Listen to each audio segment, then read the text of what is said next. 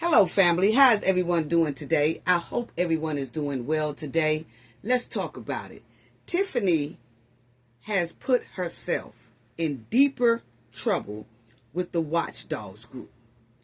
Because remember, Tiffany had 6 credit cards, and the Watchdog group has asked for credit card statements from October 2023 until all the way when she was leaving office. But Tiffany and her goons was spending 6 government credit cards as if it was their own personal bank account. Oh, we gonna talk about it, family. Now we see why the Watchdogs are on top of Tiffany about that piece of paper that she held up and said the village stopped the credit card. The trustees stopped the credit cards. Oh, yeah. Tiffany's new amended affidavit. Wow, it's gonna be something. And if she don't do it right, I believe those watchdogs will get her. Oh, we getting ready to talk about it, family. And R. Kelly was rushed to the hospital because he was given too much medication, is what he said and his lawyer said, okay? Then we will also talk about Diddy's trial. But y'all already know what we have to do for the ones in the back. For the ones in the back. This video is under fair use. Copyright disclaimer under Section 107 of Copyrights Acts in 1976. Allowance is made for fair use for purposes such as criticism, comment, news reporting, teaching, scholarship, and research. Fair use is a use permitted by copyright statute that might otherwise be infringing. Non-profit, educational, and personal use tips the balance in favor of fair use. Yes, fair use. All rights and credits go directly to its rightful owner. This video is purely for fair use, opinion, and entertainment. Enjoy. And we also want to add that everything in this video is alleged. Yes. Yes, family. And shout out to the chat. Shout out. The chat be on fire. Thank you all so much for your awesome support. Thank you to the replay gang. Thank y'all so much for coming back and checking the video out. Please hit the like button. It's free. I promise y'all it's free. Please subscribe to the channel if you are not a subscriber already. Shout out to all our subscribers overseas as well. Thank you all. Thank you to our viewers as well. Appreciate it. Hit that like button and subscribe button. Please. Appreciate it.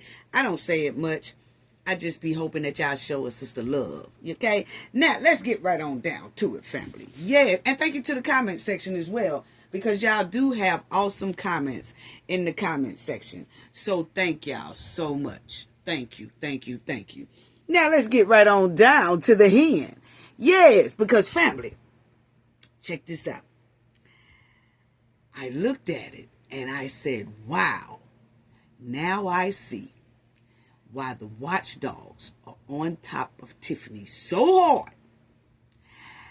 And it's looking like she is going to flip herself into that quicksand, even when they do this amended affidavit. Yes. Because, see, Tiffany is in a little bit of a pickle there. Yeah. She's twisted up like a little pretzel. Yeah. But anyway, y'all see here.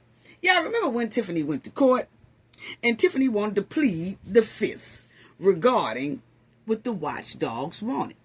And when the judge asked Tiffany a couple of questions about the firefighters and the police commissioner and things like that, she was quickly advised by her lawyer to plead the fifth. And that's what she did. Okay? And when they was asking questions about that, she wanted to know, the judge wanted to know more questions about them credit cards as well. Plead the fifth. Plead the fifth. Okay? Now, y'all see that Henyard is required to turn to to the hearing on June the 11th. That's already passed. But we're saying when she came, she pled the 5th, right? She pled the 5th. Then she did the new affidavit, and the Watchdog group said, "Nah, sister, they balled it up, threw it in the trash. They didn't want it. Do it over. Yes, you and your lawyer sit down and do this over because we want this, we want that. We want a lot of explanations. We want to know why you ignored our FOIA, and we also want to know what you could have done better. And we want to know, did you destroy the document? And if not, please put down there that you didn't." So, because see, this affidavit is basically going to hold the same weight as if Tiffany testified under oath. Okay? Now, check this out, family. Tiffany was trying to be so slick, and she tried to slide out of answering a lot of questions in that courtroom about her criminal behavior and the credit card sheet that she held up. But the Watchdogs are even slicker. Yes, they are. Yes, I'm going to show y'all, family. Because now they are demanding that Tiffany do another affidavit, and we'll hold that, like I said, as if she testified up under oath. Now, she didn't want to testify under oath. Remember, family? She didn't want to testify under oath in the courtroom, so she pled the 5th. But the Watchdogs are making her basically testify on an amended affidavit that will hold the same weight as if she testified under oath. See how they did that, family?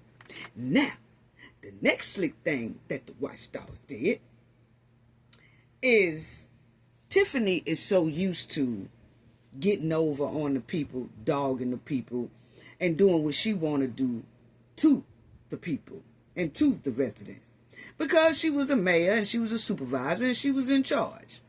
But now the Watchdogs are in charge and they giving the demands now. Now, check this out, family, because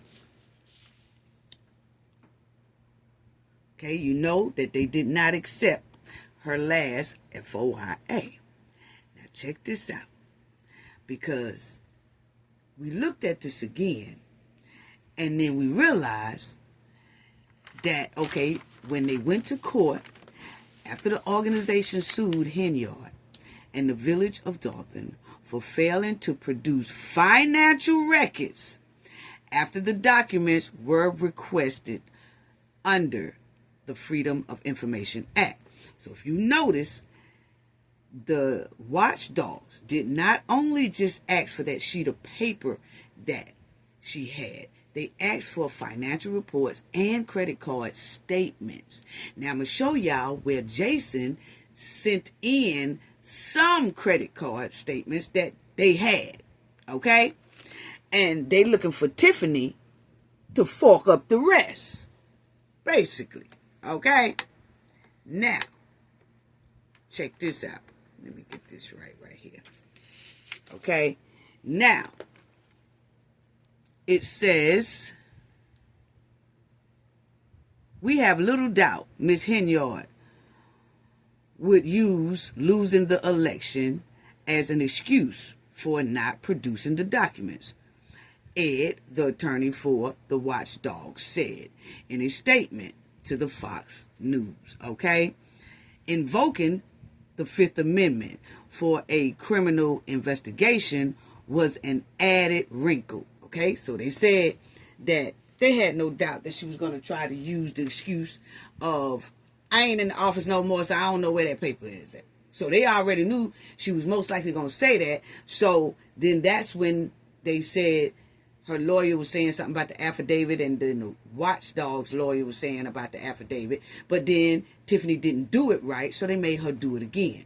Okay, but they said they was not really, it threw a wrinkle in it when she pled the 5th. So now that she pled the 5th, what they did is they rejected that first affidavit and said, okay, since she rejected testifying under oath, we're going to make her do an affidavit, which holds the same weight as she testified under oath. Okay? Now, oh yeah, the Watchdogs are slick with it. They slick with it. Okay. And then they said, like, even if the voters might have had, you know, threw Tiffany away, like they glad she gone, they really too much don't care no more. They was like, not the watchdogs. We still gonna be on it. We still are going to be requesting for what we want. And if we don't get it, she's gonna have to account for it, be held accountable and responsible for it. Okay, so they saying they not giving up on it. Now, check this out. Miss Lightfoot investigation report reportedly revealed the village funds fell from its initial 5.6 million balance to a 3.6 million deficit, with the local government credit card bills accumulating a whopping $779,000 balance in 2023. Okay? Now, you see that Tiffany, when she came in there, the village was 5.6 mil in the good. When she left out of there, they was 3.6 mil in the hole, which means Tiffany spent their 5.6 mil and then spent 3 extra mil that they didn't have, which put them in the hole. So Tiffany basically has dumped and threw away almost $9 million. And it's really nothing to account for it that the village can see that improved the village at all. Okay? She was just splurging with it, her and her goons. Okay? Now, check this out, family. Okay? And y'all will see, Lightfoot's 73-page report explains that there was that whopping, we talked about that, more than $50,000 spent on artificial ice tiles. We know about that Just Ice rink and all that stuff, okay? But check this out. At least 6 government credit cards were also used to pay for glamorous getaways Henyard took to Las Vegas in May 22 and May 23, according to the reports. So when the watchdogs asked the village for FOIAs, and they wanted that piece of paper that Tiffany so-called held up, and they wanted the village and Tiffany to fork up all credit card receipts and some financial statements. Y'all seen that? I showed y'all that's what they asked for, okay? Now, Jason tried to give them kind of what they needed that the village had for his credit card statements, because remind you, Tiffany was saying the trustees stopped the credit card. Here go the sheet right here where the trustees stopped the credit card. And now the watchdogs do have a receipt that Jason has given them. Now, if some of those receipts show that at the time Tiffany was holding up that paper, that credit card was still being used, Tiffany is in trouble. And guess what? Tiffany has to write this new amended affidavit saying she don't know anything about that paper. She don't know anything. She don't know where it's at. She given 2 different stories, because if y'all remember, one, she said she don't know what they talking about. Then when they threw away that first affidavit and made her like, no, sister, we not hearing that. You got to do this, you got to do that, you got to do that. Now she's saying, remember, family, when I showed y'all, she said, I've looked all over the place. I just can't find it. I even looked in my emails. I can't find it. I looked all over, and I even tried to contact Jason, but I'm getting no reply back from Jason to tell them to look for it. Maybe it's still at the village. See, now she's trying to change her tune. But the thing is, Tiffany sat up there, and she said that credit card was stopped. Oh, see here? The trustees stopped this credit card. And they said, we didn't stop no credit card because we got bills sitting right here from where that card is still being spent. Oh, no. And Tiffany steady holding it up. They stopped it. See, I have to teach the people. I have to educate the people. So Tiffany continued to say that that credit card was stopped.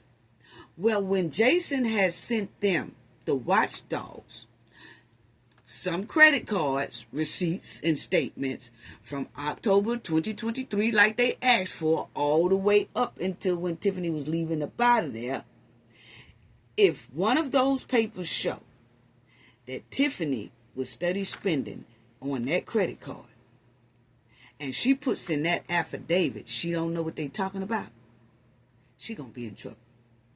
See, we didn't realize, I didn't realize until we looked at some more of it that the watchdogs got some of those credit card statements from Jason already. So whatever Tiffany write about that sheet and about that credit card, they already got their information about those credit cards. So it's up to Tiffany to sit up there and lie on that affidavit. That's supposed to be held as if she was under oath.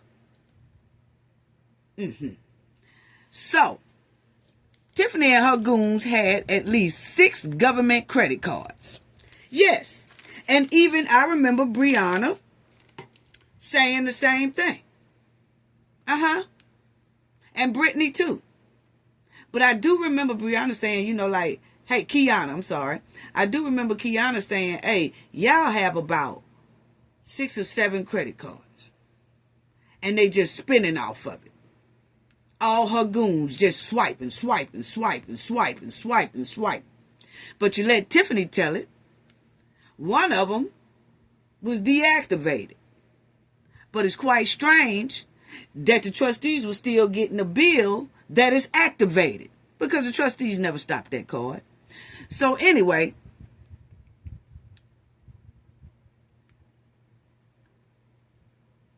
if the search was performed only recently, then the steps she performed when in office, such as potentially destroying the documents, you know, we talked about that last week, that the watchdogs want all that excuse, okay? They want all of that. But you see that the watchdogs, they did file that lawsuit in February 2023, a month after failing to receive those records, along with copies of all credit card statements. Y'all hear that? The watchdog said that in their lawsuit and in their FOIA, they had that they wanted Tiffany and the village to fork up copies of all credit card statements since October the 1st, 2023, adulting, which since last month has been under house leadership. Okay? So, and you will see that it says complied in providing the credit card statements, but said they lacked the documents Henyard held up at the January meeting. Okay? So, as you will see, Jason, at that lawsuit, you know, because they had Tiffany on the lawsuit and they had the village on the lawsuit. And so now the village said, hey, look, we can only send you what we have about the credit cards, okay? And here go the documents that we have. Because you see, they said that last month, under Jason House leadership, he complied in providing the credit card statements, but said they lacked the documents that Henyard held up in that January meeting because, you know, Tiffany was trying to play in folks' face, but now the watchdogs are playing back in hers, okay? But the thing is, family, is what I'm trying to say is they asked for that statement. They asked for all copies of credit card statements. Right here, with copies of all credit card statements. So that means every credit card Tiffany had. And her goons, we know, even Miss Lightfoot said in her report that Tiffany and her goons had 6 credit cards out there. Okay? So the watchdogs want all that. And Jason gave them what he had. He gave them what they had. And what I'm saying is, The Watchdogs are very slick, because what they did was Jason turned over their part. The rest is on Tiffany. Now they want that piece of paper that Tiffany so-called held up and said that the credit card was stopped. But the thing is, the Watchdogs do have the statements now. And they are probably looking at it like a fine-tooth comb. They are looking at it like a magnifying glass. They're looking at each credit card, each statement, each number, what was spent, all of that. See, they already got some of it. So when Tiffany writes this amended affidavit and starts saying that the credit card, I don't know what y'all talking about. I don't know. They got it right there, most likely sitting in front of their face right now, because Jason provided them with some credit card statements. And it's going to show that Tiffany is lying. So that means that they just sitting back right now and seeing what Tiffany is going to write on that affidavit. And remember, the new affidavit, because they trashed the first one. And remember, they asked for a whole lot of stipulations on the amended affidavit. So they're going to see what she puts on there. And that piece of paper is going to hold the same weight as if Tiffany had testified up under oath.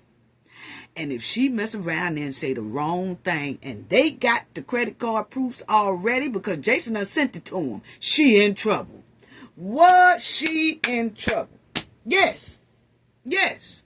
See, I didn't realize that the Watchdogs already had paperwork on the credit cards, because Jason did give the Watchdogs what he had at the village for is all copies of all credit card statements from October the 1st, 2023, all the way up until when Tiffany basically left out of that office. He fucked it up. He gave them their copies. So the village is no longer, they left the village alone, the Watchdogs.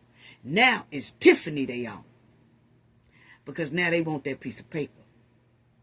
And she got to explain about that piece of paper. And if she keeps saying she don't know what it is, we don't know, it got to be at the village. It got, she was trying to put it got to be at the village. But little did she know, the village had already turned in the credit card statements for the Watchdogs, what they had. They already had sent it in. And like they said, Jason said, here you go. This is all we have right now. This is all of your credit cards that you asking for, and the statements that go with all these credit cards. And it's supposed to be October the 1st, 2023, all the way up to when Tiffany left office. But Jason did say, but now they said they lack that document that Tiffany was holding up.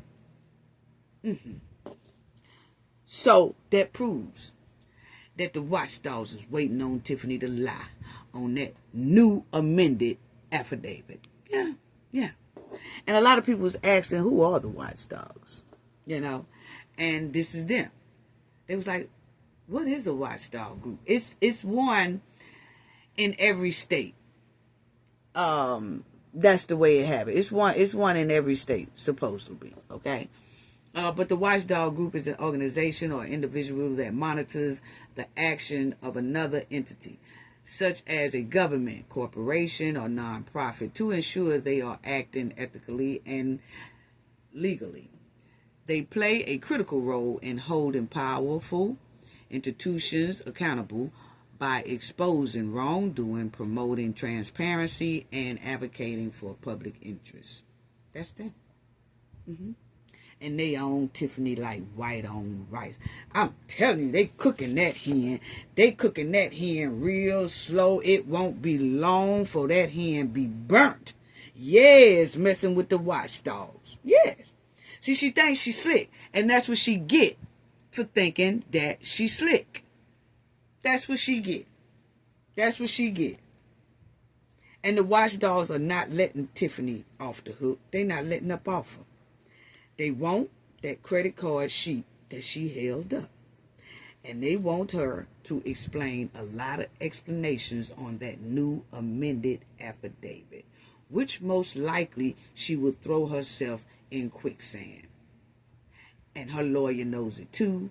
That explains why he kept saying, I'm gonna sit down with the Watchdog's lawyer and see can we come to an agreement that'll satisfy both sides. See, because they know they don't want Tiffany to put certain things on that affidavit that the Watchdogs are asking for, because she might incriminate herself, because this affidavit that they have to do over is going to hold the same weight as if she testified under oath.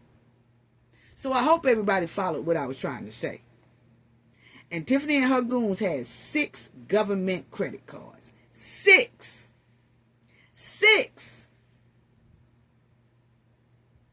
And if Jason and his administration gave all 6 of those credit card statements to the Watchdogs, most likely the Watchdogs don't like what they see. I'm sorry. Most likely they do not like what they see. And see, like we said, Jason just gave it to them. So they just got those credit card statements for all, because they said they want for all credit cards that they had. Okay? So it's going to take them a minute, the Watchdogs, to look through that stuff. And something tells me when they get their magnifying glass out and they go to looking at it real hard, it's a lot of things on that thing they do not like or is not going to like. And in the meantime, they keeping their foot on Tiffany's neck about that piece of paper she held up, saying it was receipts. It's receipts. It's receipts. So they keeping their foot on her neck. Yeah, they are. And if they don't get all those credit card statements, like if Jason didn't send, like if he missing a couple of credit cards, Watchdog is going to hold Tiffany accountable for that, because they at least see that Jason and them are trying. See, Jason and them couldn't send in that stuff when Tiffany was mayor, because Tiffany had all that stuff locked. She was changing the locks on them, changing the locks on Clerk Key, and they couldn't get in there. So when Jason became mayor, he was able to get in there, and what all that's left up in there, or what all that's left in the computer that's regarding the credit cards that the village had, he was able to give that to the Watchdogs. And you best to believe they looking at it with a fine-tooth comb. They are. It's given. This thing smells like skunk meat. And something tells me it won't be long before Tiffany be in a whole lot of hot water. Because something tells me that the FBI is also looking as well. Because think about it. They already own her about receipts. So they trying to see what she gonna fuck up. I wouldn't be surprised if the feds got some of the copies of credit cards that the Watchdog got. Because see, Jason is able to get it and send it over now. Before they couldn't. So I wouldn't be surprised if the FBI got those papers as well now. And then now everybody's just sitting back waiting to see what she's going to put on this amended affidavit. See if she going to throw herself in that deep-ass quicksand. Because that's what it's giving. That's what it's giving, family. But I just had to show y'all that. Yes, I had to show y'all that one right there. But anyway, so yeah, so the Watchdogs are slick with it, family. They slick with it. They did that. Yeah, they did that. And most likely, Tiffany lawyer knows it too. He knows about the Watchdogs. And guess what, family? Tiffany lawyer Well, he really is trying to get rid of Tiffany. That's what it's giving, because he kept on saying in the courtroom, Bobo, he kept telling the judge that, they need time for her to seek counsel, okay? But it's looking like ain't nobody want to deal with her. So he keep dealing with her. But now it explains why he most likely, he said he is Tiffany's lawyer for the feds case. Not for all this here, if somebody sue her about credit cards or FOIA and all that. No, he's not taking on all those cases. He's taking on the federal case with the feds, okay? But because Tiffany just needs a lawyer right quick, because the watchdogs are on that rump. The watchdogs are on that bumper. Yes, they on that bumper. Because the watchdogs are on her bumper, she needed a lawyer right then. Didn't want to go in there by herself. Because remind you, she pled the fifth. He had to advise her to plead the fifth, so she don't throw herself in more quicksand. But now it explains why he really is waiting on Tiffany to get counsel, because he got to deal with R. Kelly. Did y'all know that Bo Britley is R. Kelly's lawyer too? A lot of people did know it, a lot of people didn't know it. But for the ones who didn't know it, yes, Bobo is R. Kelly's lawyer as well. And he has been over there dealing with R. Kelly case, which explains why he keep trying to tell Tiffany and the judge, hey, could you just give her time to seek legal counsel? Because basically, I don't have time to fool with these FOIAs and all these barbershop lawsuits and all these firemen lawsuits and all these police commissioner lawsuits. I'm strictly for the feds case, okay? And she needs to find her a lawyer. Basically, that's what Bobo is saying, okay? And the reason why it looks like he hairing up trying to find Tiffany a lawyer, he probably trying to find her one too. But everybody said, G, we not taking on that. And besides, that girl ain't got no money. I don't see where she got no money. I just seen her walk in there with that tied ass wig on. So evidently she ain't got no more money. She didn't save no money or none of that. We seen her walk in that courtroom with you, Bo Britley, with that community wig on and the firefighters wig on. So no. We're not representing her, because her and her old man is not going to pay us, and then we don't have time to chase them down for the money. They already, hell, the watchdogs is chasing her down for receipts. So what make you think she going to pay us our money if we defend her? That's most likely why Tiffany is having a hard time finding a lawyer. Yes, because everybody see she don't do right. Yes. They definitely ain't trusting Tiffany to pay them on her own. Now, if she was still part of the village, they would have been running over there. Probably old Max would have flipped one of his flip-flops over to the side to get down there and represent her for the FOIA watchdog case. But now that Tiffany, they know they banking on just Tiffany back pocket and her purse is empty. It ain't too much nothing in there. You can tell by the wig. Yes, that she went to court in. But anyway, family, Bo Britley, he done went up there, and now he going to his real client, R. Kelly, who still got a little money in the bank, okay? More than what Tiffany got. And so, he done fell out, because he said they gave him too much medicine and all that stuff like that. That's what R. Kelly said. So R. Kelly hospitalized for, taking too much medication. Claims he is a target of deletion plot in that prison. That's what his lawyer said, Bo Britley, Bobo. Okay. Now, R. Kelly was hospitalized for taking too much of that medication after prison staff gave him an amount of medication that could have deleted him, and he was later forcibly removed from a hospital against medical advice. His lawyer said, alleged in a statement, to the news people, and in his court filing. So Bobo done did a court filing about them giving R. Kelly too much medication, and he done wrote a court filing about they removed R. Kelly from the hospital when the hospital said he needed to have some type of surgery, but the prison people just went on and grabbed him like, nah, not today. He got to go back to the prison. And they took him back to the prison, allegedly. That's what they're saying now, okay? Because it's just hard for me to believe, Bobo. It really is, because considering what we done seen with him sitting up there with Tiffany at one of them board meetings, and Tiffany was lying, and he was backing up the lie, and all that, I'm like, what? So, I mean, I don't know, family. It's kind of hard for me to believe this one right here. It really is. Kind of hard for me to believe it. But, we're going to roll with it. So, Bo Britley, he said that, y'all see right here, Bo Britley, yes, the same lawyer that's running down there with Tiffany, that is really R. Kelly's lawyer. He's been R. Kelly's lawyer from day one. Okay? And R. Kelly doing time too. So, I don't know. Look like Tiffany might be down there too. Yes.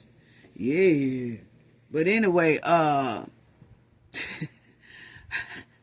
Britley is requesting that a judge move him to home detention from the North Carolina prison where he is serving his sentence. And, I meant to look that up, too, because he had most of his trial in New York City. And I was trying to figure out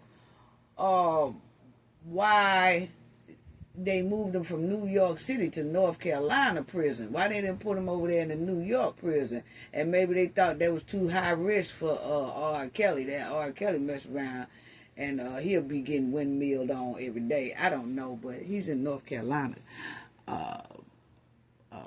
Whatever. Okay. Mr.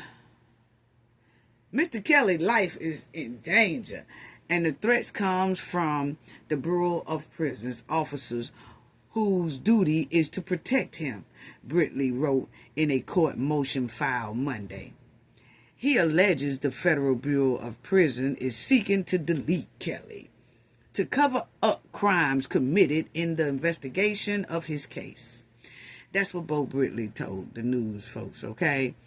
And he said that R. Kelly had went to the hospital, and then R. Kelly was snatched from the hospital, and that he was supposed to have some type of surgery, but they took him out of there anyway. Now they say that R. Kelly has moved to solitary confinement. Okay, so he's in solitary confinement, and he's been in there since June, according to the motion.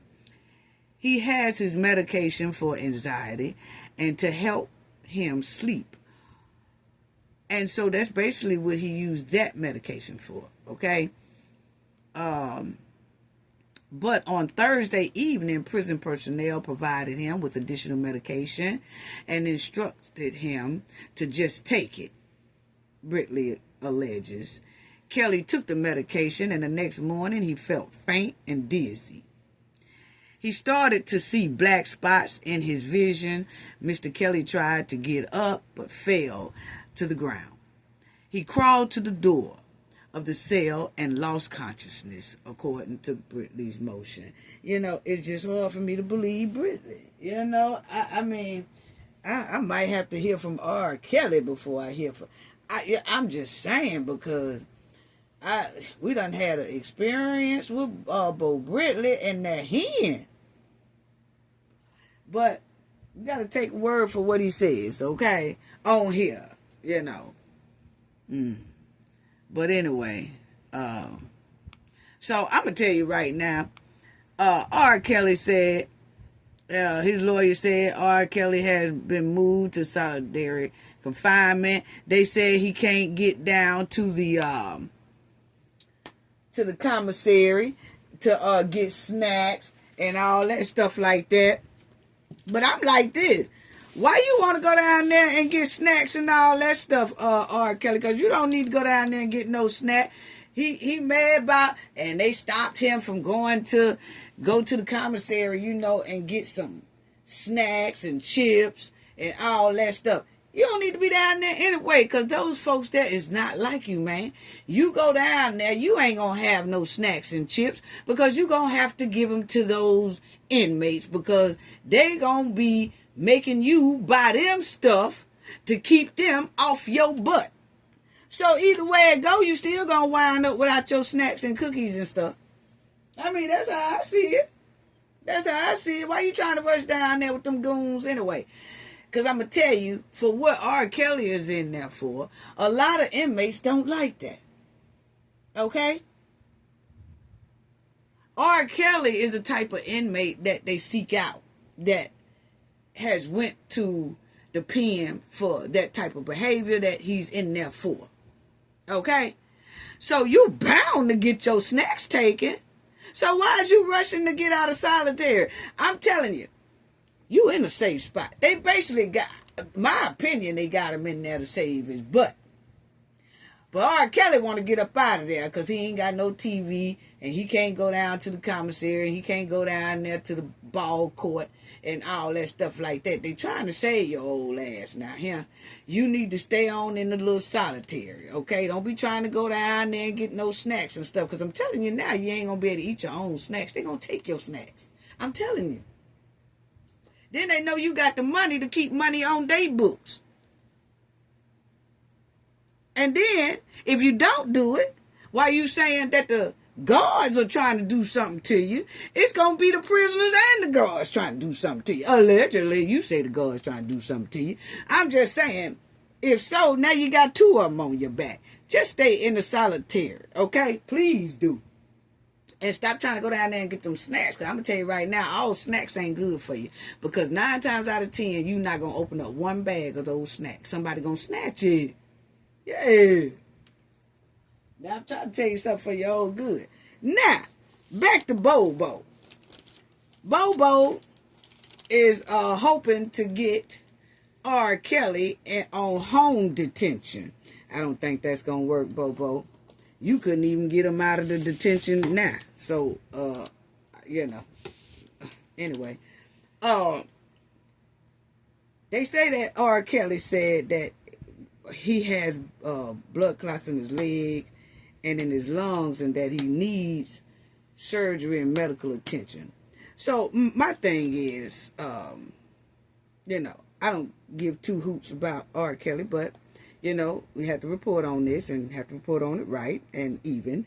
But now, if this man, R. Kelly, does have all that stuff going on with his legs and his lungs and stuff like that, and they denying him treatment, the evidence will come out. If so, they'll find out.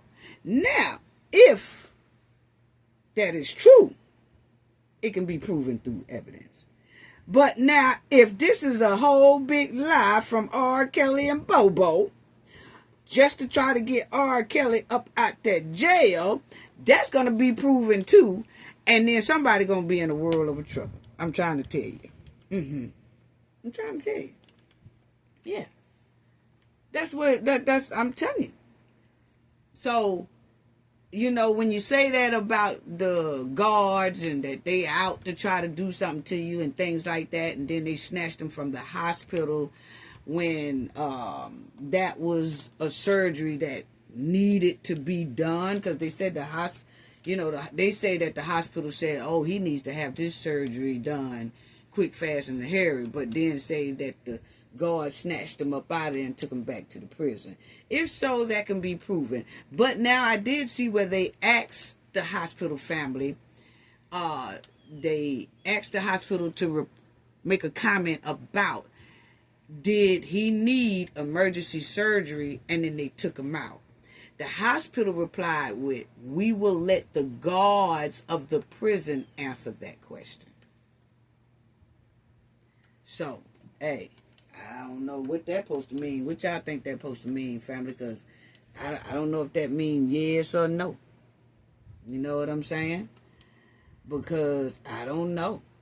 Because I feel like if it was true, they would have said no comment or something like that. If it wasn't true, I don't know. But then again, they could have just said, ask the guards, because, hell, that's their property. Basically, R. Kelly belongs to them.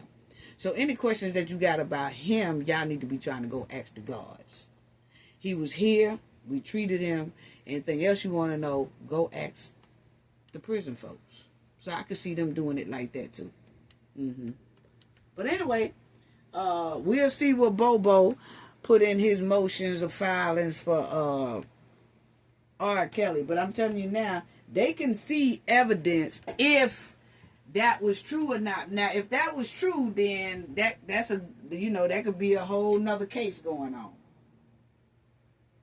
And if it's not true, that can be a whole nother other case going on. Because I'm telling you right now, it just seems like Bo be around, his clients be lying like hell. Because Tiffany is a big lying hen.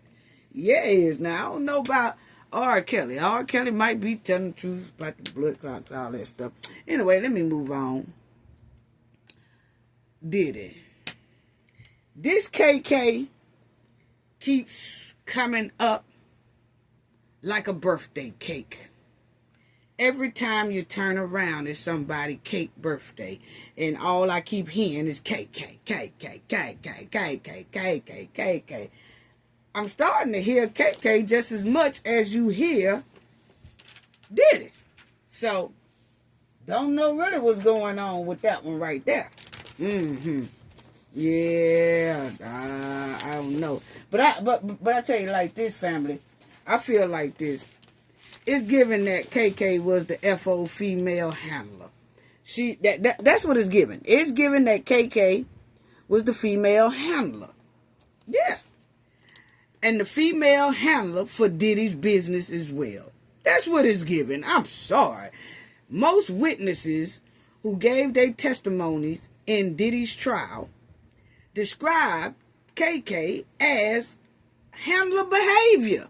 Handler behavior, yes. A madam behavior. Madam behavior. That's what it was given to me. My opinion. Okay? Because KK is giving Sugar Booger, organizing Sugar Booger around that joint. She's organizing escorts, organizing P-tuitions, FO woman organizer. She organized the chicks that Diddy was talking to. Yeah, and then when the women get windmilled on, she was the women comforter to go to. Yeah, she was comforting them. Oh, well, you know, I talked to him. Just calm down. What do you need? You need about 2,000, 3,000. What you need? It's going to be all right. Oh, yeah, KK was every damn thing. Yeah, she was everything. She was the FO room organizer. And the room set up by the telephone. Hey, y'all got that room ready yet? Hey, y'all got that room cleaned up yet? Hey, what's taking you so long to clean up that room? I was just calling to check on you. Oh, I done fell and slipped and bumped my head about 3-4 times. I'm just tired. KK, it's going to be all right. Just ask the people for about 15 more towels. And then just get that up. And don't forget to bring the towels back here. Don't leave those there. You know, y'all got everything off the walls. Y'all got all the baby oil off the windows. Yeah. See, that's what KK is giving to me. She all over the place. All on the phone giving orders. Giving orders to the street candy mule. Everybody. Yeah. Giving handler. Handler / madam. I'm sorry. That's my opinion. It's giving KK. Let me tell y'all something. It's giving KK continued to feed and organize liquor to a high-risk alcoholic and stood back and watched the car crash. Y'all didn't hear me. Y'all didn't hear me. It's given KK continued to feed and organize liquor to a high-risk alcoholic. And then stood back and watch the car crash. That's what it's giving. Where's KK? They ain't even calling her for a witness or none of that stuff like that. That's what they say now. They ain't. But my thing is, she most likely got a big, huge immunity. She got, that's what it's giving. That she got an immunity deal with the prosecutors. And if she didn't get an immunity deal, most likely the feds will be indicting her right after they get through with Diddy trial. Yeah.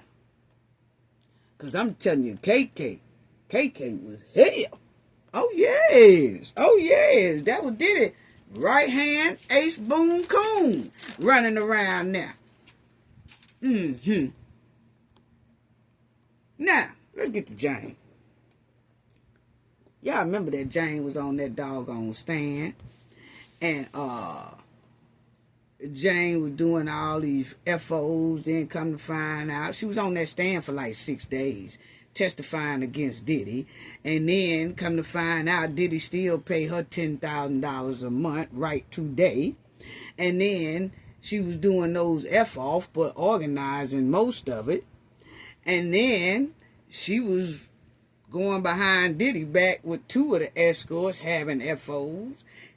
And then went with one of Diddy's good friends, who is a icon rapper, and his girl / wife or whatever, and then had a FO and all throwing up her shirt and all that, having a good time at their little event, FO event. What? But anyway, family, there's a big time well-known rapper who's well respected in the industry. He was out here hinting that Jane is his baby mama. Allegedly. I don't know. We just gonna say allegedly because it might not even be her. You know, maybe this rapper got it all wrong. But for some reason, this rapper here has been saying that that's his baby mama. Okay? I don't know if it is or not. I'm still going to say allegedly. But he had been saying this the whole time she was on the stand. I just didn't say nothing until I wanted to talk about it after she got off the stand. But I wasn't going to say nothing while she was on the stand. I wasn't going to bring it up, but a lot of people are talking about it, okay? Now, when she was here on this stand, old Jane, that baby daddy said he was throwing out hints that basically that is his baby mama. Okay? And I was like, what? And most of y'all probably already know who I'm talking about. There it go, right there.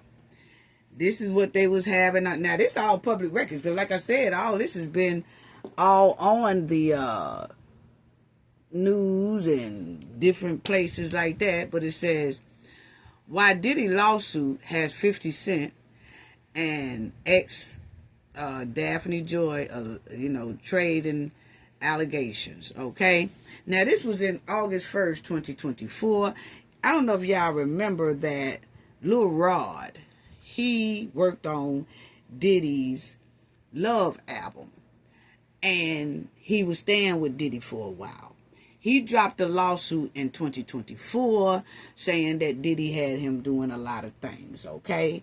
And he dropped a lawsuit on Diddy and said he wanted to be compensated for all the hell Diddy put him through while he was working on Diddy's Love album, while he was staying in Diddy's house, okay? Now, you'll see here 50 Cent and his ex-girlfriend, have had a public back and forth since producer Lil Rod named her in a lawsuit. He named 50 Cent baby mama, which is Daphne. He named her in a lawsuit. Lil Rod did. He put her in a lawsuit, and he said in a lawsuit that she was a S-worker for Diddy. Now, he said this back in 2024. And when he named her in the lawsuit, 50 Cent started going off then, okay? Now, remind you that 50 Cent and Diddy really don't get along too well, okay? They wasn't getting along well before 50 Cent started messing with this chick here, Daphne, okay, his baby mama. Him and Diddy wasn't getting along then. And when 50 Cent and her split up, she started going with Diddy, okay? And that made the feud even more intense between Diddy and 50, okay? So that's a lot of why they feud became more intense. And if you think about it, it's more so 50 doing it, because Diddy really don't throw too many shots at 50. 50 throw them at him, okay? But anyway, so she is named in Lil Rod's lawsuit that he dropped on Diddy in 2024. He also put Young Miami in his lawsuit. He said that the Daphne and Young Miami are S-workers. That's how he named them in his lawsuit, okay? But, you know, that's allegedly, okay? But anyway, y'all will see here that producer Lil Rod Jones alleged that travel lawsuit against Combs 54, that Joy, that's her last name, Joy 37, was a S worker paid by Diddy. Okay, so that's how he labeled them. And then when this here Cassie suit came out, and now they have to go to court, now you all of a sudden hear the Jane Doe, who 50 Cent keep throwing hints at, that is allegedly his baby mama, okay? Allegedly. But you hear, from this Jane on the stand, is saying that basically she was a freak-off worker, okay?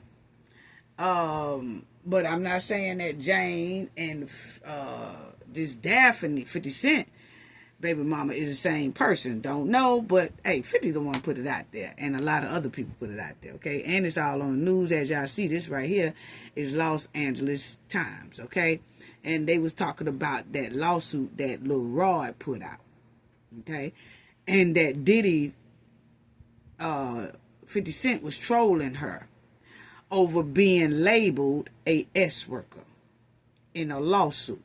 So in 2024, last year, 50 Cent was ragging his baby mama.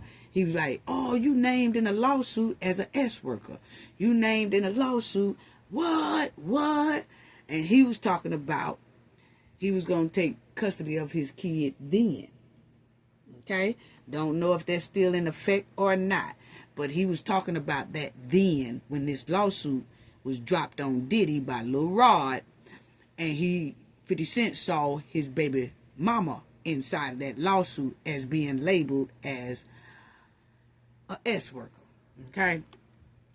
Now, 50 Cent ex-named in Lil Rod's lawsuit, as y'all will see right there. And that provoked 50 Cent to mark her online.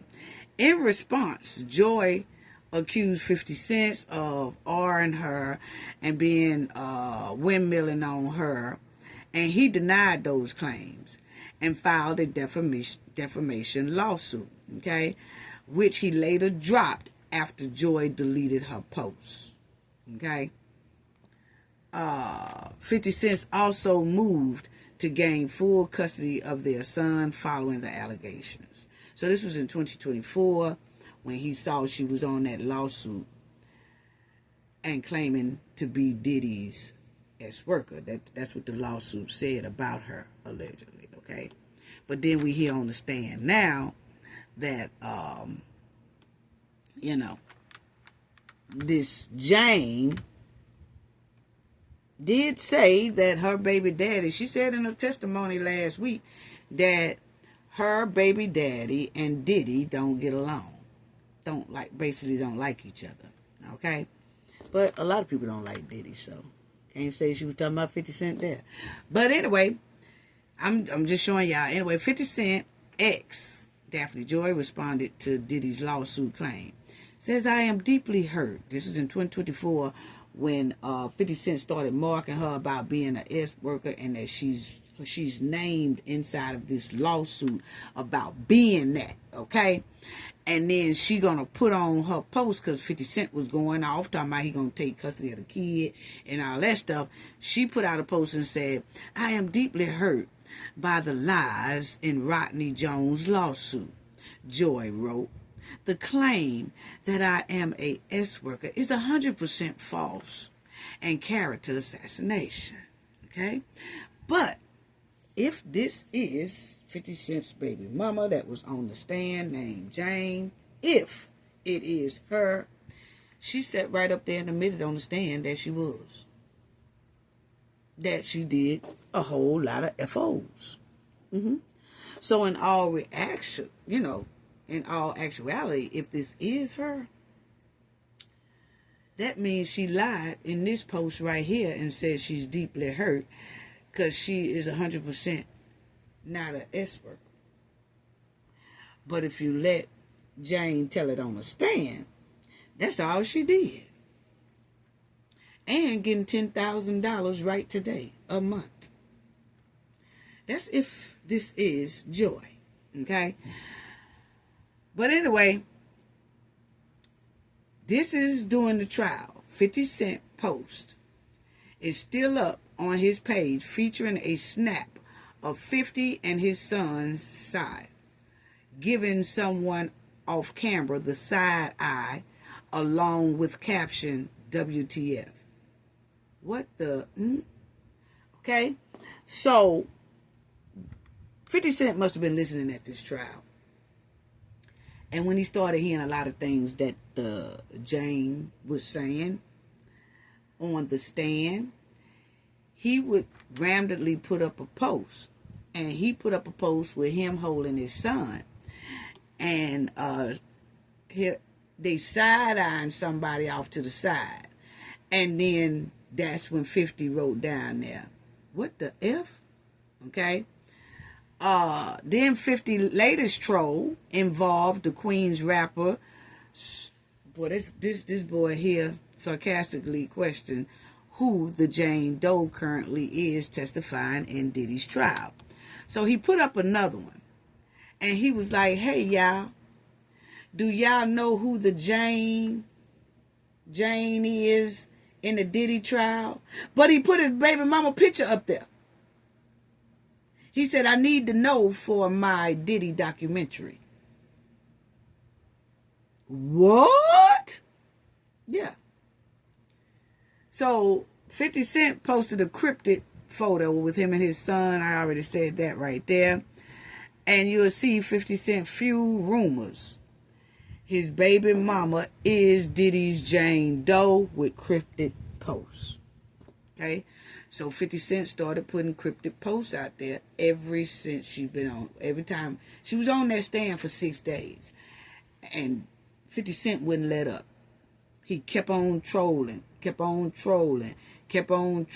about the Jane testifying. About hinting that that's his baby mama. Okay? He was just telling the world, basically. Then you'll see fans are convinced. Fans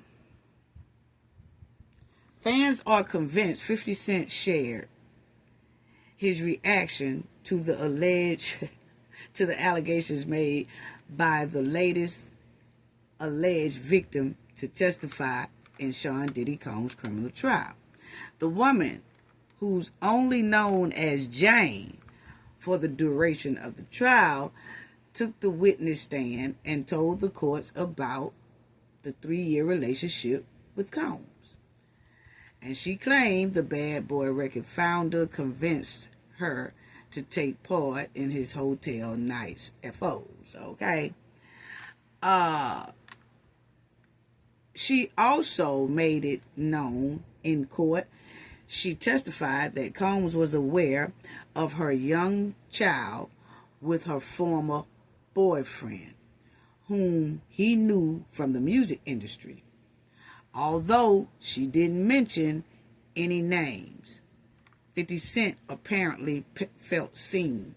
So when she started kind of saying about, yeah, he know my baby daddy, she was on the stand talking about Diddy do know her baby daddy, and Diddy and her baby daddy don't like each other, but they've been had that feud for a long time, way before she even came in the picture with 50 Cent.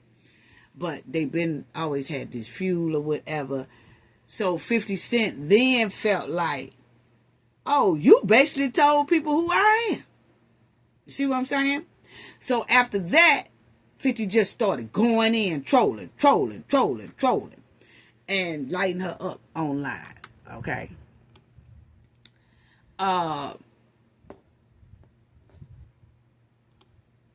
So that was the one where 50 Cent posted, and he side-eyeing somebody in this post. And it's supposed to be like side-eyeing his baby mama. And up under there, that's where it has, what the F?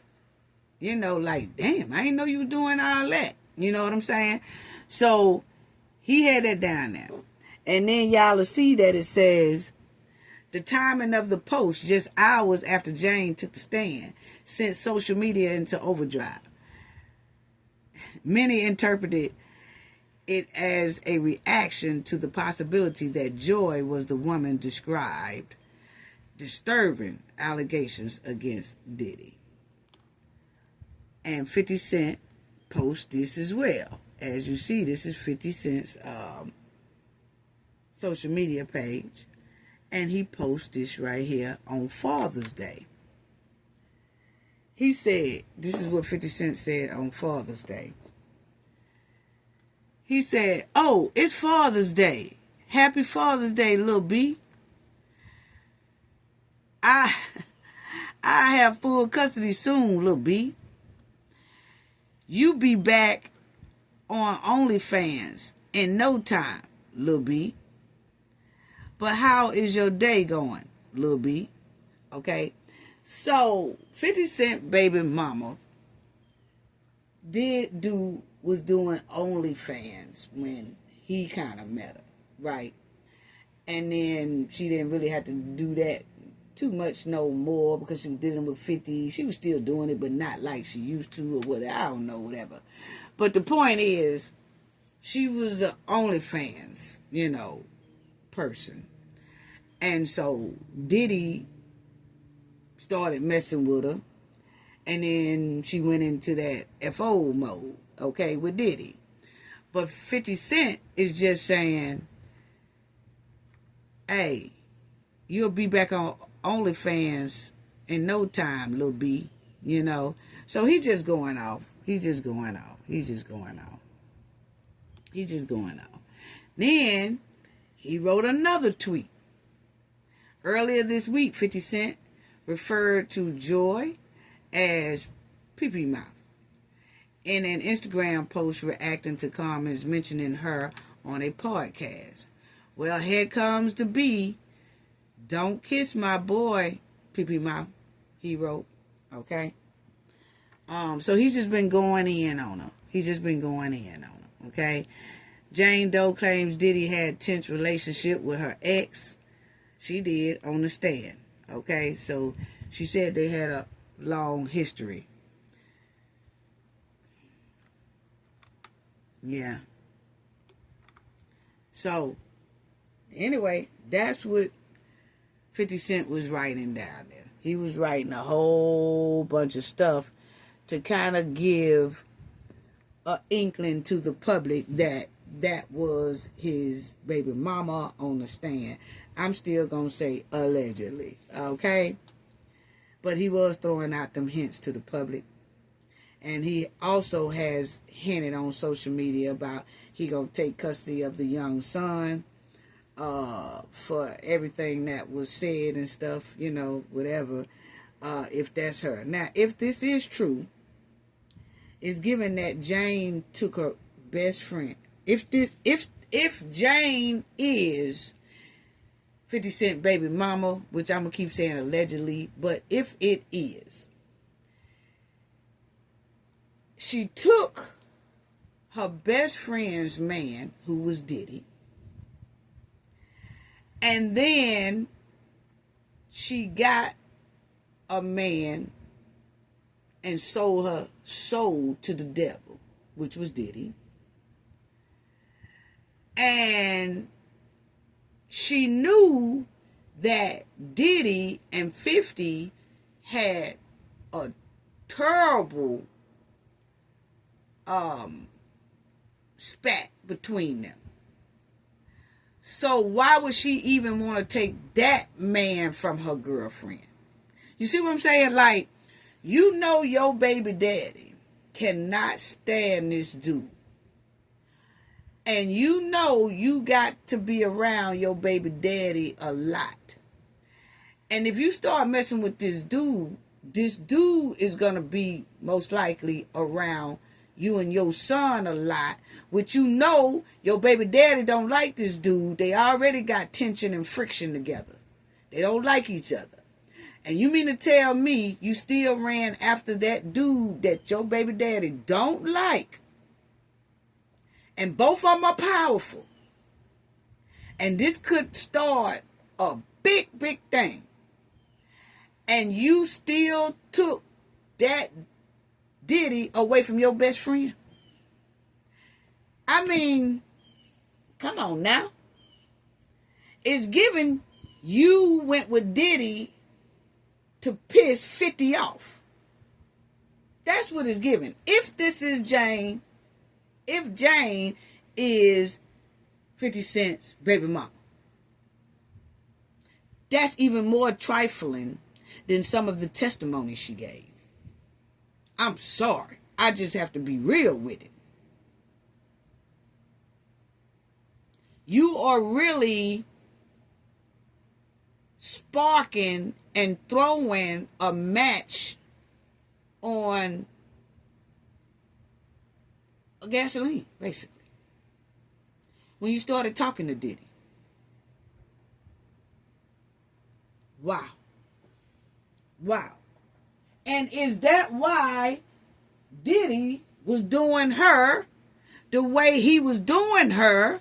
Because now he trying to get back at 50, because 50 is always on his neck on tweets and all that stuff. So was Diddy dogging this chick out? If Jane is 50 baby mama, was Diddy just talking to her to get some get back and dog her because he don't like 50? Then you got her with Diddy because she trying to get back at 50. So both of them was trying to get back at 50, but throwing theyself in quicksand. Come on now. Make it make sense. That's what it's giving. It's giving that she went over there to Diddy to piss 50 off. And it giving that Diddy basically dragged and ragged her, getting back at 50. Both of them getting back at 50, but they throwing themselves in quicksand while selling their soul to the most demonic devil on earth, in the hemisphere. And threw themselves in that quicksand. Now they sitting up there in court asking for immunity and all this shit. That's if Jane is 50 Cent's baby mama. It's trifling. It's trifling. And I ain't gonna say 50 Cent he ain't all that innocent either. But I'm saying that right there is messed up. That's messed up. Yeah. And I said when we was going over the trial and we was going over some of Jane's stuff, I said it's giving selfish. Because when Young Miami have something, she got more than me. It wasn't even about the freak. She was using the freak offs to get what she wanted.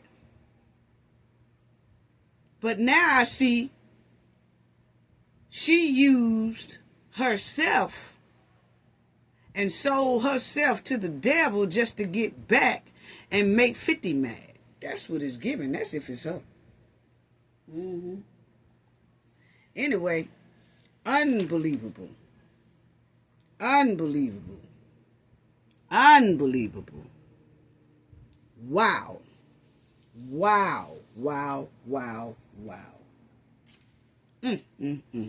So, let's talk about Monday and Tuesday of the trial, because Jane, she off the stand. I told y'all last week I was tired of Jane. And then when I started looking into this and I started seeing these articles all over the place and stuff, I said, what? Are you serious?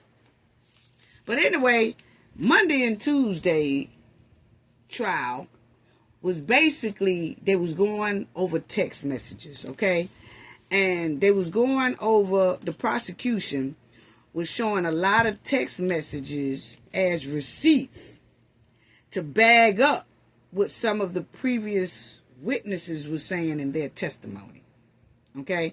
So they had a lady there who works with the U.S. Department who's good at going in the phones and retrieving text messages and things like that. And so Monday and Tuesday was basically showing the jury a whole bunch of text messages between Diddy and KK, KK and Cassie, KK and the escort, KK and the street candy mule, and all that stuff like that. They was just showing all the text messages to bag up a lot of the testimony that the jury has heard this far. Okay? And you'll see that also Diddy's lawyers demanded a mistrial, because remember that juror, we were saying that the judge was thinking about booting him off the jury because he don't stay in the District of New York, that he was staying in New Jersey. Well, the judge did boot him off the trial. Diddy's attorneys was upset. And they said that the prosecution was trying to take advantage of an opportunity to strike yet another black man from the jury. And the judge was like, oh, hold on. Y'all not finna use that card, because that is not what it is. It is what it is. He don't live in our district. Therefore, he can't be on the jury. And it was looking like, allegedly, he lied just to get on the jury, that he never really did stay in the state of New York, stayed in New Jersey. So they booted him off. And Diddy team is very, very mad about that. Of course, they asked for a mistrial. They done asked for about 4 mistrials so far, it seemed like, and they didn't get not one of them granted. But so they did kick him off the jury, and so as a black man juror was dismissed from the Diddy's case. Okay. Whatever. And say Diddy is upset about it too. So they getting ready to throw another one off the panel. I get back to her. But y'all will see that yesterday the judge said he had a problem with another jury. Okay? And they said that the jury issued that it arrived in court. I don't know, something about the judge seen something, and the judge was worried about another juror. They said that juror was discussing the case with an outsider. And they said his phone went off as a text. Somebody texted the juror and asked him, is he juror number 6 or something like that? Or juror number 8, I don't know, whichever one it was. And evidently somebody knew it or saw it. And see, that's what I'm talking about feds.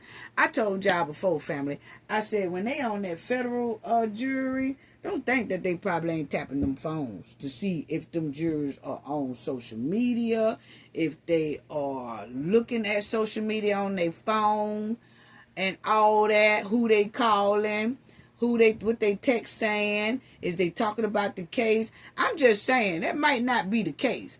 But I find it quite strange that this man got a text and they know what the text said. Because he ain't show it to nobody.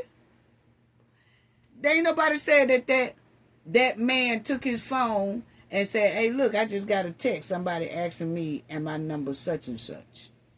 I don't remember nobody saying he did that. So how did they know? Did somebody tap his phone?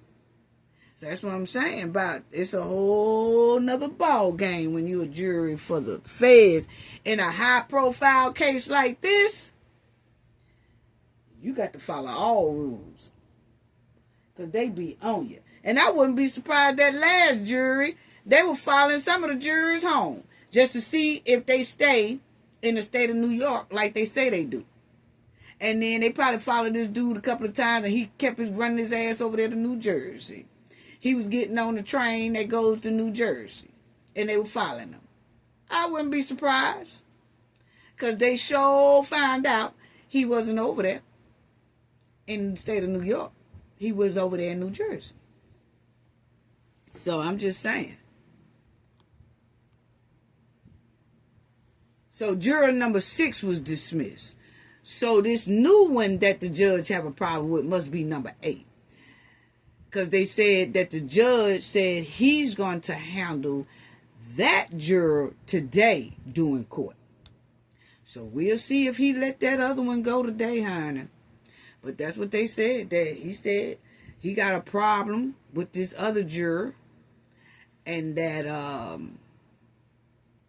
he talking to the outside. And that is not acceptable. So. Now. Like it says, Diddy trial is in disarray. It's in disarray because another juror is potentially going to be booted off the jury. Wow. Wow. These are some of the text messages. And y'all know so far all these people have testified. It's a lot of people. Kid Cudi, Cassie, Dawn, Reggie, Dante. It's a lot of them. Carrie. It's a lot of them who already done testified. And the prosecution said that they only have about, 3 or 4 witnesses left or something, or they should be done pretty soon or whatever it says. But this Anaya, she is the U.S. Attorney's Office that she walked the jury through all the text messages and the call logs and things like that they retrieved that did from, I guess, Diddy phone, Cassie phone, or KK phone, or whoever phone, okay? But they got a lot of text messages that's evidence that shows that Diddy's employment of male escorts for the street candy freak-offs was a running joke among his employees, okay? And Diddy also asked employees to pick up illegal substances such as 15 pills of Molly, according to the Texas. So, like we said, before, that's where they join in the racketeering, because you're using your employees and your business to pay for illegal activities. And your employees is not only just working for you, but they're also doing personal stuff, and they're working for you doing illegal activities and criminal behavior. So that's where they tying in that racketeering and then the P-tuition, because they was paying these escorts to come and have FOs in different states, Los Angeles, New York, and they was flying them out and all that, and it becomes trafficking then. Unbelievable. So you will see here, I'm trying to see one of the texts. For the first time today, the jury saw videos of the FO. They only saw about 30 seconds to a minute of the FOs. They let the jury see some of the FOs, about a minute worth of FOs, so the jury could see how it really went down. Okay. Yes. So they'll have a visual of how they was working these here things.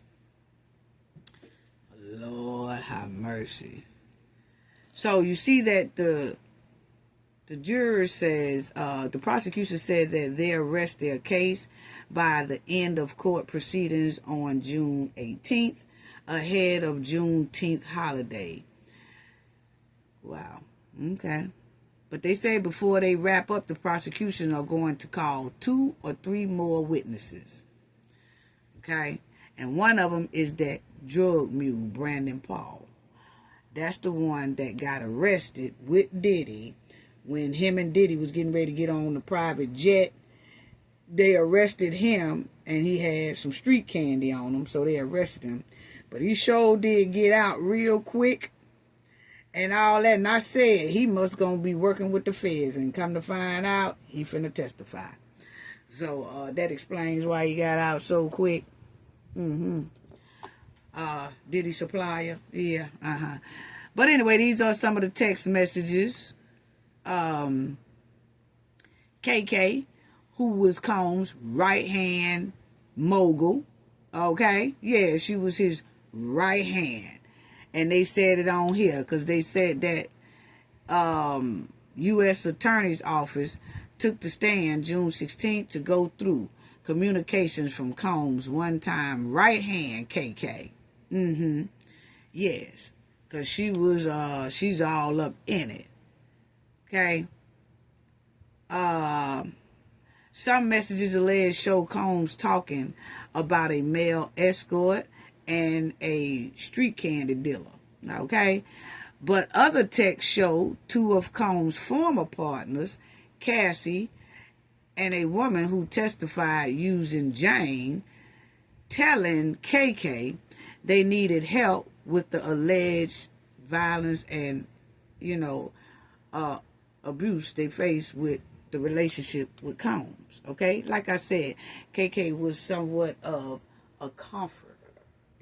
She was always comforting people. It's going to be all right. What you need and all that stuff.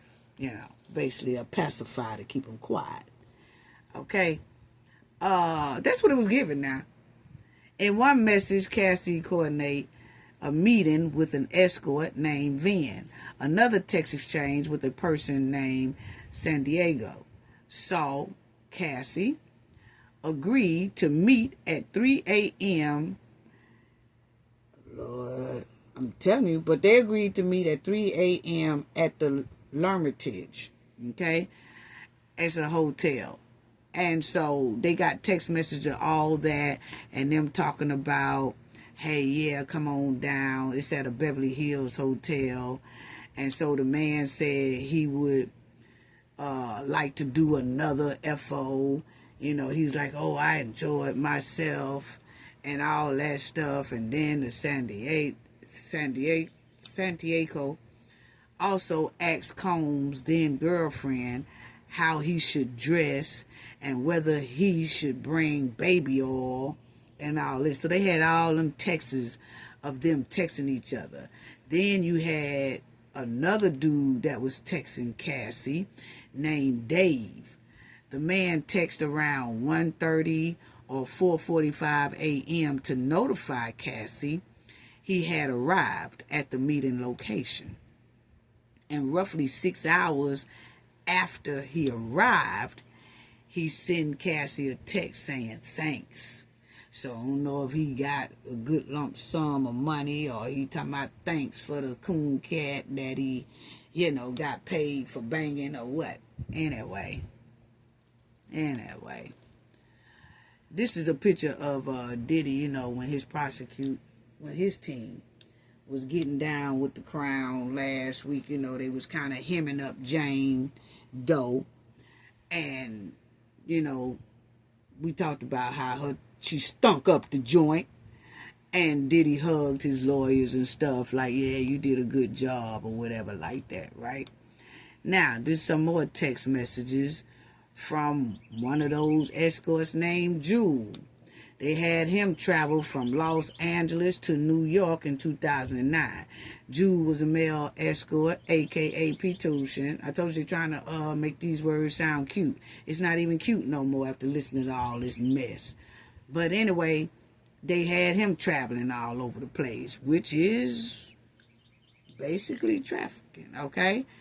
Other messages between Combs and members of his team also showed discussions about purchasing flights for the man, purchasing flights for Jewel, to go from Los Angeles to New York, from New York to Miami. They liked it, that Jewel, okay? And he was getting paid good. Then the federal prosecution on June the 5th referred to Combs' former staff, KK, as an agent and co-conspirator of the rapper. Yeah. And when they said as an agent, that's what made me think she flipped. And that's why she didn't have to take the stand. But they show is using a lot of documents, I believe, that came from her phone, because they were saying they retrieved a lot of these messages from KK phone. I believe she got a big immunity. I don't know. And if she didn't, they should be coming after her next, because she was just as bad as Diddy, in my opinion. Anyway, it says that doesn't mean she's about to face charges. Instead, it indicates she's likely reached an agreement with prosecutors and will testify. Now, they ain't saying nothing about her testifying unless they keeping her. They say they got like 3 more people unless they keeping her very under wraps. But they ain't saying nothing about her testifying. Anyway, back to the messages. In court, they saw a text message of KK setting up flights for his girlfriends identified as Jane, and then as well as setting up flights for the escorts. The message also instructed Jane to pick up a Greedo package. Y'all know that's one of the street candy dealers too, okay? And so KK was instructing Jane to go pick it up, from the alleged dealer. The court heard an audio message from Combs asking KK for a hotel room and $10,000, along with another audio message of Combs saying, "Can you let Greedo in and take care of what needs to be taken care of, please?" "Yes, it's been handled," KK, she texts back. "It's already been handled." Okay? So, they was off the chain. And my thing is, Diddy is calling KK asking, "Hey, can you get me a room?" So she makes sure that the rooms are booked. Or either she'll call one of Jane or Cassie or Mia or whoever and say, "Hey, y'all call and set up a room, because he want a room tonight," and things like that. To me, it giving handler, madam. Yes, that's what it's giving. And the court also saw a text from Cassie to KK, dating back to 2017 and 2018.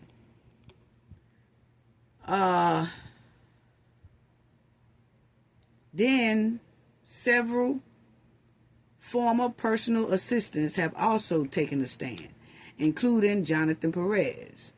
And there was a lot of, and Mia, and Capricorn Clark, and George Kaplan, and David James. And you got all these text messages that they was reading in court, was showing basically that everybody worked for Combs business, and they also worked for doing things, illegal things, and doing criminal behavior as well.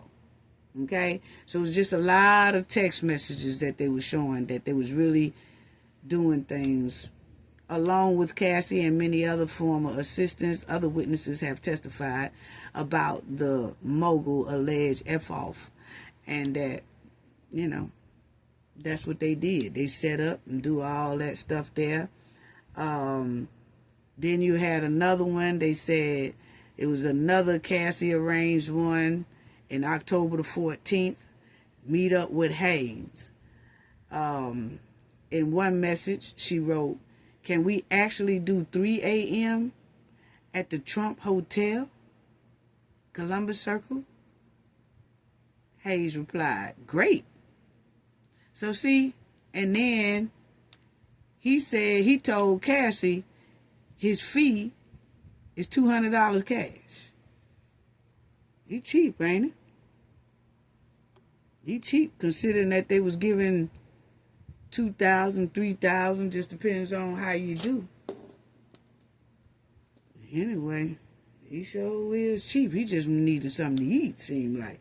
Anyway, family, the jury saw text messages exchange of Sean Diddy Combs and Cassie setting up F-offs and 4 men in January 2013 to celebrate Christmas. So they got text messages of them organizing freak offs and stuff during Christmas. Cassie, KK, the 4 men and all that stuff. Then they pulled out another one that they had arranged for escorts on January the 11th and January the 12th of 2013. One escort texts Cassie, "Hello, Star. This is San Diego. I hope we can do another FO again. And I really want to do this again with you guys." A hot mess. A hot mess. So that's basically what they did here, family.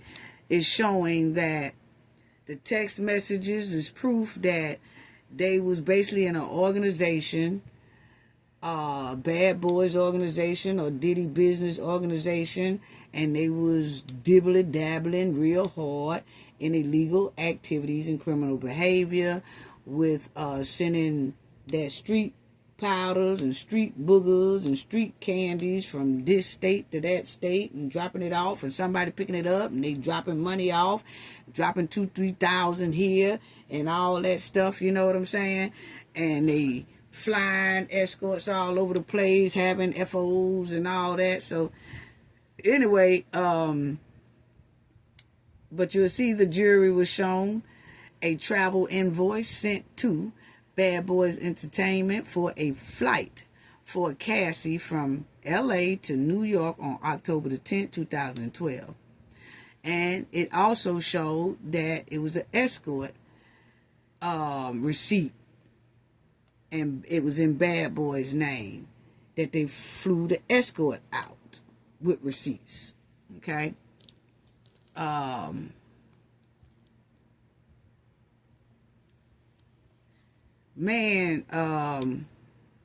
Cassie responded yes, but she needed to get something.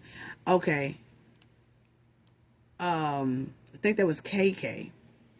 KK asked Cassie, like, was she ready to go on up there and do this, you know, do the FO or whatever. And then Cassie responded, yes, but I needed to get something. And, oh, that was Diddy. Diddy asked her, my bad. Diddy asked her, was she ready for the FO? And then Cassie said, yes, I got to get something right quick. And then Diddy replied, well, man, you had all day. All day. It's always something. Combs wrote back in his message. And the jury saw that message, too, that Cassie sent him. Okay? And that they was discussing 2 men coming to the New York hotel. The invoice for the hotel room was reserved under the name Janet Clark, which is, you know, Cassie used that name. And then they paid for that room in cash.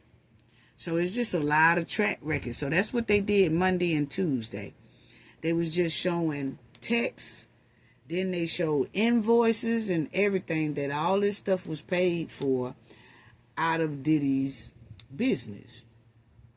So they labeled it like a criminal enterprise. Okay, because they was texting and they had each other number and they was on point and they knew how to do it and all that stuff like that. So one of the men texted Cassie in the early morning hours of October the 14th, indicating he was in another room. The jury also saw the invoice for that room, which was reserved under the name Frank Black, and paid for both in cash and with American Express, which was Diddy's company card. Okay?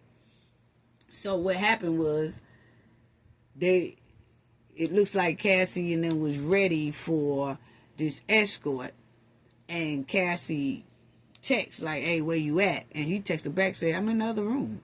Like, okay, here I come. Whatever. Okay. And so it just says several video recorded on October the 14th were recovered from one of Cassie's devices. The jury watched some of these videos, but the public was not able to see those videos. They only just let the jury see them. Okay. Then you'll see one meeting December 2009 involved Diddy, Cassie, and a man at a London hotel in New York. Okay. So I'm just showing y'all different places I'm trying to pinpoint. Combs then sent an email to the personal finance director for his executive office saying he needed a flight booked under the man's name. The finance director then sent back a flight itinerary. Penland said the man's flight itinerary was found in records for Combs Global. So all that is Diddy's business. Wow. So it's just so much going on. Then you see, if you cannot, KK, something happened between Diddy did something or whatever, and KK must didn't like it. And she told Diddy, if you cannot be honest with me, this doesn't work, KK wrote in part. We all know what your kryptonite is and where you don't make the best choices. She said she felt like Combs was lying and said it wasn't sitting well with her. And then, come take my phone, Combs wrote in the text response. KK responded that it wasn't about his phone. She said if he was starting to lie, that will break me. See what I'm saying? It seemed like Diddy and KK had something going on too. I'm sorry. Yes, yeah. But it also seems like, if you look at this, it seems like KK started to take over. And it seems like she tried to take over Diddy's business. And she had a lot of influence over Diddy.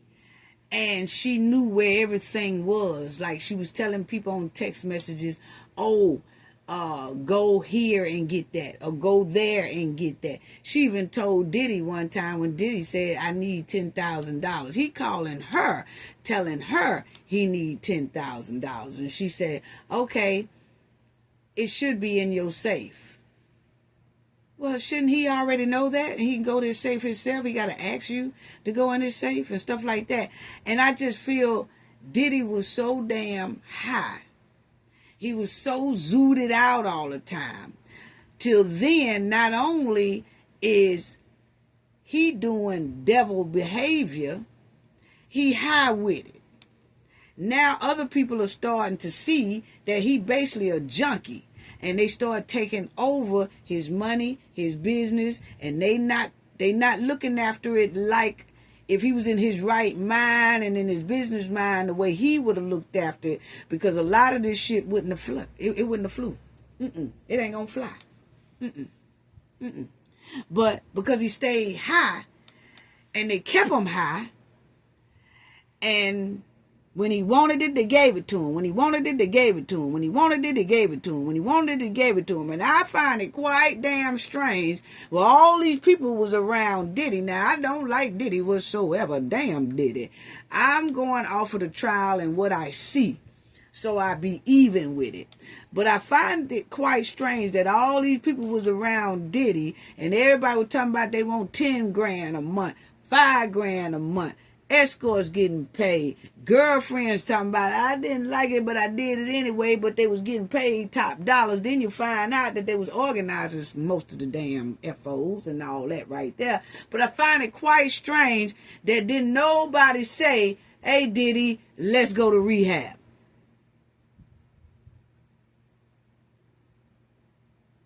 I'll wait.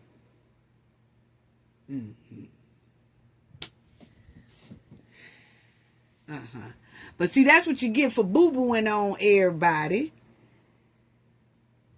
And then it looked like they was boo-booing on him. Yeah, I'm going to talk about that too in a minute. Anyway, so y'all will see where it says, basically, you know, KK is running Diddy, basically. You could tell by that text message she running him. And so she basically started running the company. Yes, and there's a lot of mistakes being done. Anyway, picking up after the February 2024 text describing earlier, D-Rock sent more messages over a few days with Mia telling him she was out of the country on a scuba diving trip. Now, what it is here, family, is D-Rock. He was trying to get in contact with Mia, the one who testified and stunk up the joint too. But he was trying to get her, I guess, before they go to court or before court even start and all that. But she wasn't trying to hear it, and he kept on calling her and kept on calling her. And then he would call Diddy and say, yeah, I tried. She's supposed to get back with me. Then Diddy started calling her. And then you will see right here say, hey, bro, she hit me back. I'm trying to call her now. D-Rock text Combs on February the 4th. 2024. He also sent Combs a copy of a previous message Mia had sent him. Let me know when you reach her. Excuse me. Let me know when you reach her, Combs said. And so they was trying to get in contact with Mia, and they could not get in contact with Mia. Okay, and then when Mia did contact him, it's almost like she blew him off. She didn't want to be. She knew what they wanted, but she was already had already gave the prosecution her word that she was going to testify against Diddy, and she probably got immunity her damn self because they probably came a knocking. Okay, so then you will see that Paul keeps KK informed as he escorts Combs to Jane's house. So you notice this Paul, okay, Brandon Paul, that's the drug mule. Okay, that's what I'm thinking is the drug mule. He is escorting Diddy to Jane's house. Okay, they're using the word Jane. Okay, for a pseudonym, and then it says KK warned Paul that he might need King Puff potentially, while Combs is with Jane.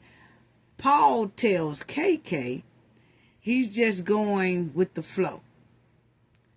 KK said, LOL, okay, so basically he's lit.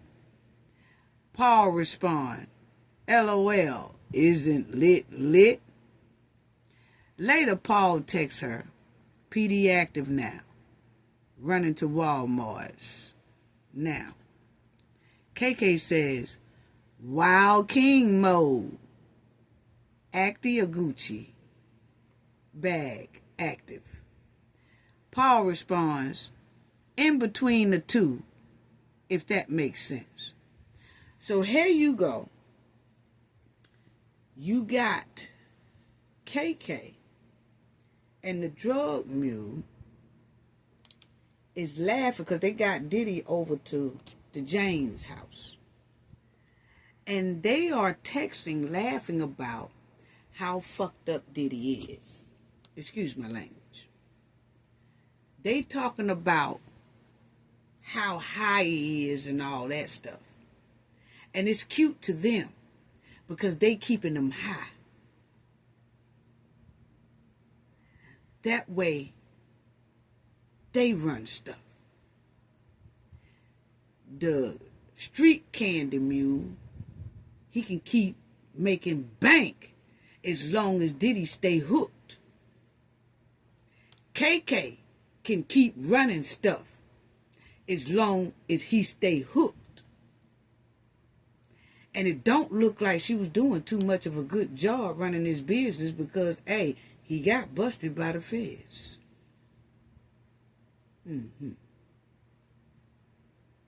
It don't look like she was doing. Diddy was always talking about, that's my girl, that's my right hand girl. If it wasn't for her, man, my business wouldn't. No. If it wasn't for her and you, probably wouldn't even be in court. But my thing is, if she was so good at running the business, why couldn't she keep personal financials separate from business financials? She clearly knew where everything was. She clearly was running the joint. So that lets me know that she gets an F at running a business. Yes, because I run one. I know. It's no way. It's no way you're supposed to be mixing that stuff up like that. And she didn't know that. But she can get on the text and laugh about how messed up he is. And then they laughing, is he Gucci high? Or is he Birkin bag high? Because see, different bags got different drugs in it. Remember that doing the testimonies, family? See, some bags got pills and this in it. Then the other bag got, other type of powders in it. Yeah. So she asking the supplier, oh, Wild King mode, huh? Which one is it? Is it Gucci high or is it this high? And he says down here, in between the two, if that makes sense. So that means in between the two, mean that Diddy been using both bags. He been digging off in the pill bags and he been digging off in the powder bag. But it's cute to them. But these are people who supposed to be running your business or helping you run your business. Yes. I got something to say about all that in a minute.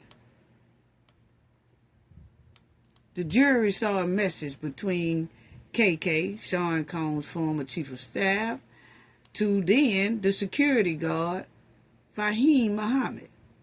Puff, can you text Fahim what you need him to pick up before his flight to Miami, KK said. See what I'm saying? KK is organizing the street candy for the security guard to transport street candy to Miami. Wow. Combs responded that he had already told her. And KK said that he didn't give the final information. And then Combs said he want Molly and 15 pills. Combs replied. So see, all this is on text message. All the jury seen this. You see right there, it said the jury saw the messages. Okay? And all that's supposed to have took place around April 2023 and all that stuff there. Wow.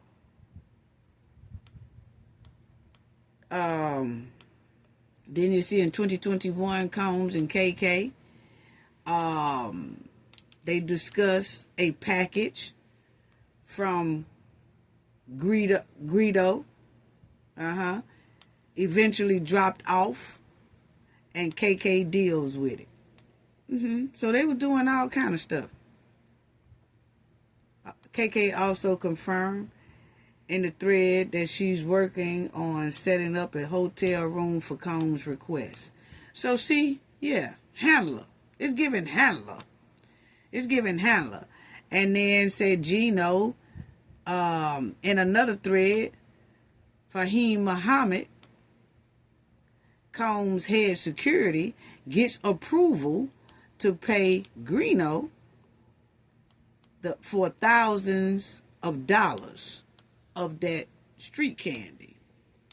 One text referred to flour, which has been established in the trial to be reference to marijuana.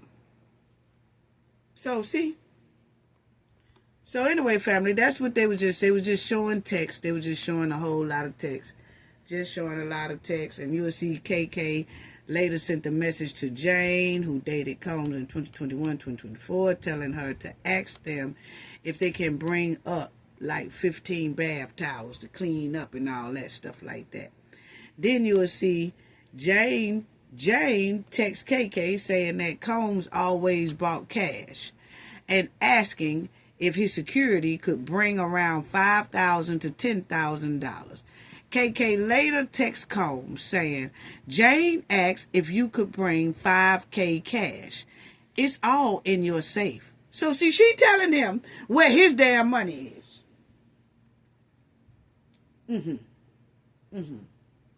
But I just want to get on because I'm getting close to 2 hours. But family, that's all that is. They were showing all the texts that they been doing.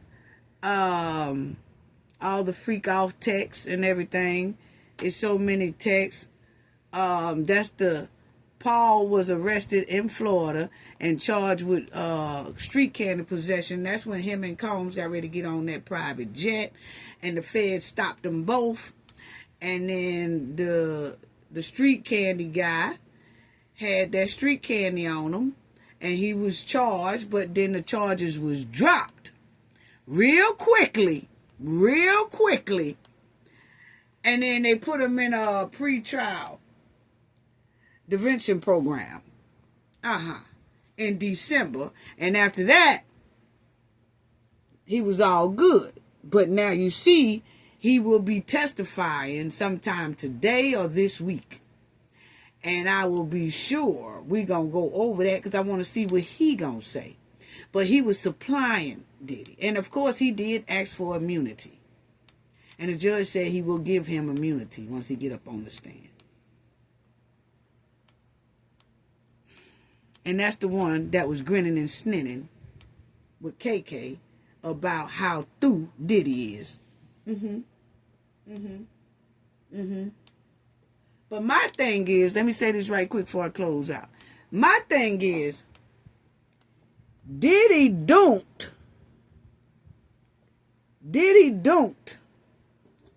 on all the people who was working for him that was melanated. He dunked on mostly all his artists.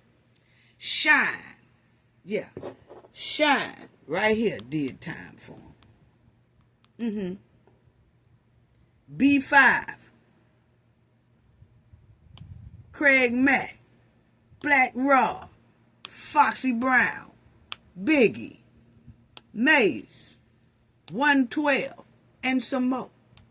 Oh, Diddy dunked all over these folks.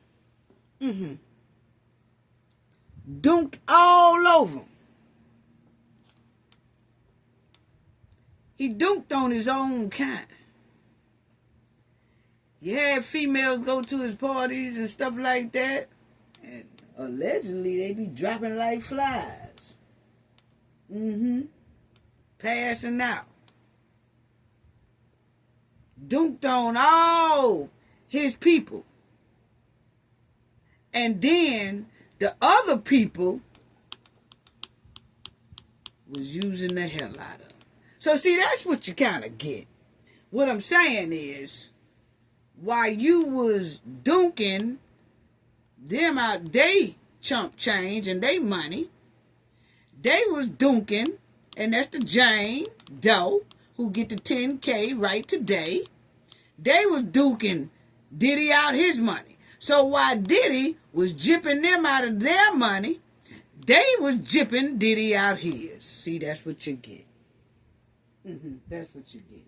Dancing with the devil. Yeah. That's what you get.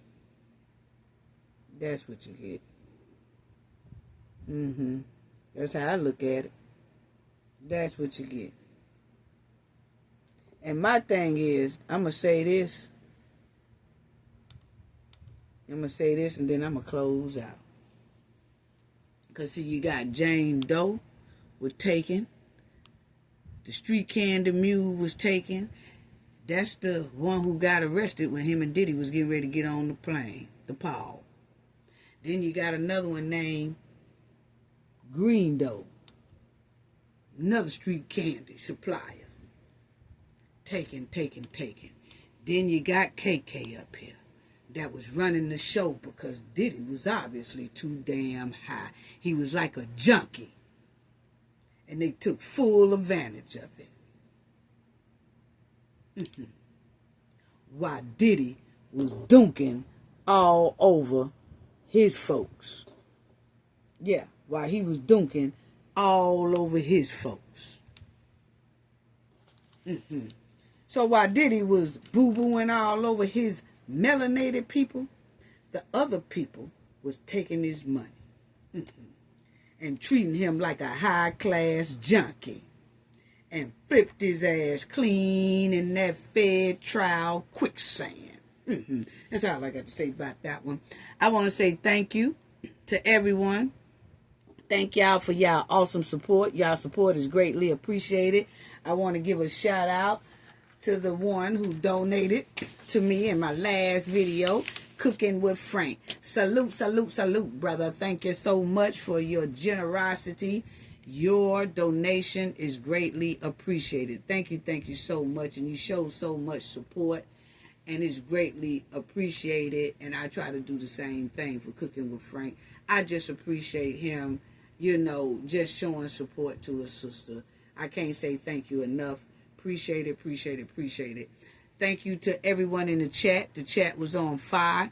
Thank you to everybody in the replay game. Thank y'all. Thank y'all in the comment section. Thank y'all so much. Thank you to our subscribers. Thank you to our awesome and outstanding moderators. Sending love and hugs to you all.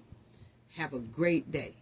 Gain knowledge to prevent blockage. And we all know what that means. The more you know, the harder it is for anybody to stop y'all from your goals and success. Bye-bye.